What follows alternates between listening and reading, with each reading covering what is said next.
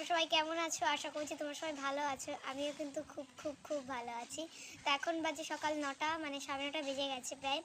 তো আজকে তোমাদের সাথে একটা গল্প বা স্টোরি শেয়ার করি, দেখা যাক তোমাদের কেমন লাগে। আজ থেকে প্রায় ১.৫ বছর আগের ঘটনা এটা। মানে আমাদের হাতি গ্রামে আমাদের সকলের প্রিয় ক্রাশ দেবদা এসেছিল। তো আজকে আবার সেই দিন ১৮ই জানুয়ারি আজকে আবার আসছে হাতিপোতায় আসছে, মানে হাতিগ্রাম থেকে একটু ডিস্টেন্স আছে জায়গাটার, একটু দূরে।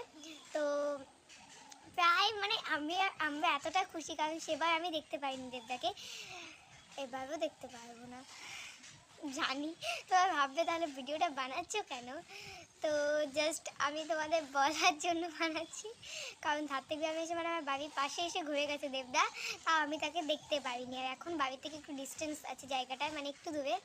এখন এখন তো আরও যেতে পারবো না, তখন বাড়ির পাশে এসেছিলো তাই দেখতে পারিনি, কারণ তখন বিকজ কি, কারণ তখন আমার পড়া ছিল। এত ইন্টেলিজেন্ট স্টুডেন্ট আমি, মানে এত ভালো স্টুডেন্ট, মানে এমনিতে পড়াশোনার বেলায় লবণাঙ্কা, আর এদিকে দেবদাকেও দেখতে পারলাম না।